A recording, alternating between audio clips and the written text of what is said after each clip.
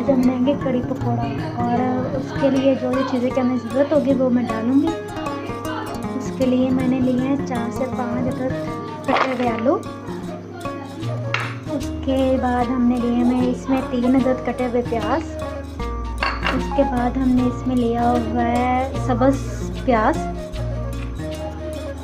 4 से 5 अदद। उसके बाद हमने 2 सब्ज़ मिर्च ली है और उसके बाद हम डालेंगे उसमें बेसन हस्बे ज़रूरत। डालेंगे इसमें 1 टेबलस्पून नमक हस्बे ज़रूरत। उसके बाद हम डालेंगे ज़ीरा हस्बे ज़रूरत।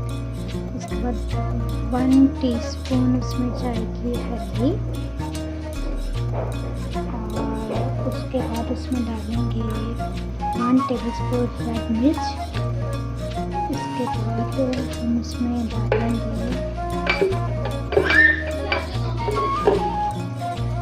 1 टेबलस्पून सूखा धनिया।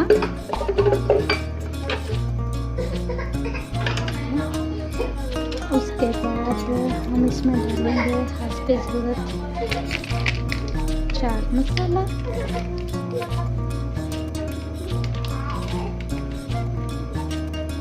पानी डाल के इसको मिक्स कर लेंगे।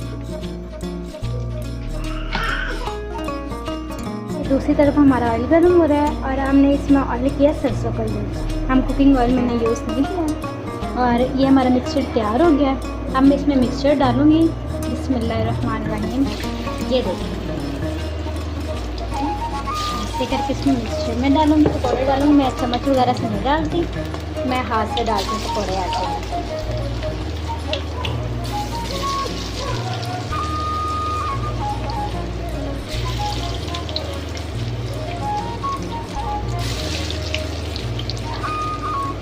हल्की आंच पे पकाएगा, आपके पकौड़े अंदर से पक जाएंगे। अगर आप तेज़ आंच पे पकाएंगे तो आपके पकौड़े अंदर से कच्चे रहेंगे, बाहर से पक जाएंगे। प्लीज़ कोशिश कीजिएगा कि आप अपनी हल्की आंच पे बनाएं। हल्की आंच पे खाना बहुत अच्छा बनता है और तेज़ आंच पे खाना जल जाता है।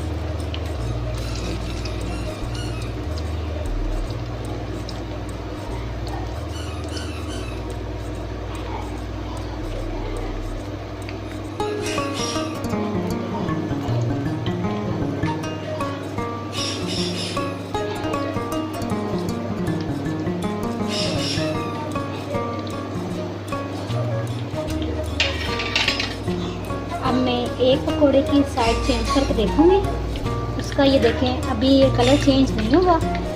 अब मैं इनको नहीं छूऊंगी।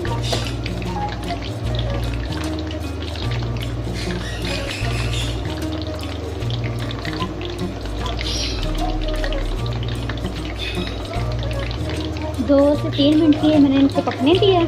उसके बाद मैं पकोड़ों की साइड चेंज करूँगी।